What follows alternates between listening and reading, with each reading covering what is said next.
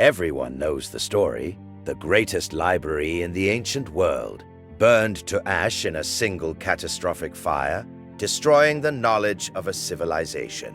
It's one of history's most famous tragedies. It's also, essentially, not what happened. And the truth is, far more unsettling. First, the library was real, and it was extraordinary. Founded in Egypt over 2,000 years ago, in the city of Alexandria, it was the centerpiece of an ambitious project to gather all the knowledge in the world in one place. Its collectors were famously aggressive.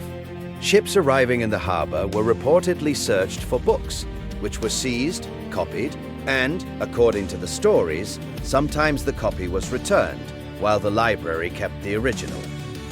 It attracted brilliant minds, and it housed a colossal collection of scrolls covering mathematics, medicine, astronomy, and literature.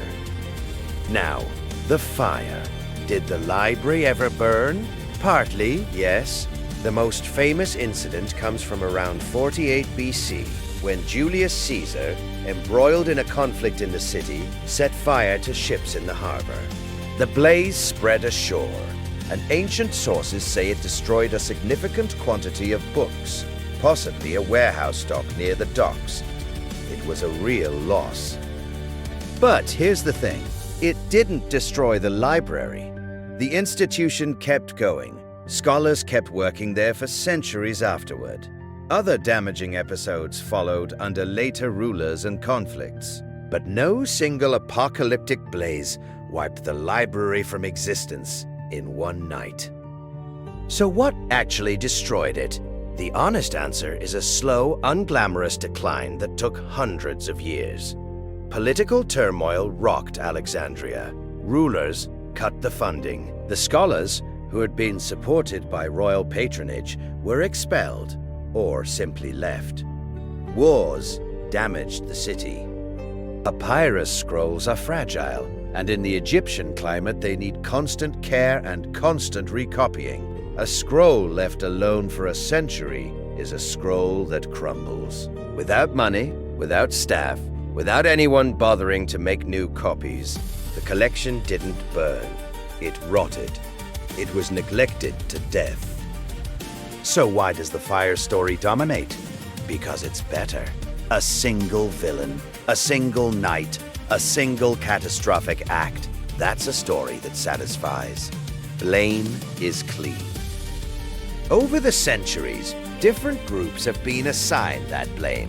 Caesar, later Roman emperors, and much later a Muslim conqueror in a tale that historians widely regard as a later invention. Each version told us more about the people telling it than about the library.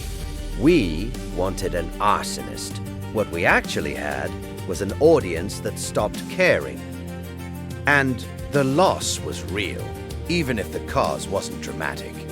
We know from later references that ancient scholars wrote works we no longer have.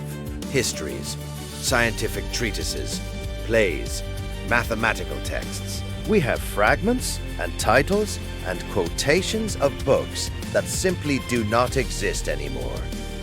Some of that knowledge had to be rediscovered centuries later, but it's worth being precise. The loss was spread across the whole ancient world and across centuries of decay, war, and indifference. Alexandria became the symbol of it, the name we attach to everything we've forgotten. And that's why the real story deserves telling. A fire is an accident, something that happens to you. But neglect is a choice, made 1,000 times by people who each decided that preserving knowledge wasn't worth the cost this year. That's a far more uncomfortable lesson, because it's one we're still capable of repeating. Knowledge doesn't need a villain to disappear. It just needs to be ignored. The Library of Alexandria didn't die in a night of flame.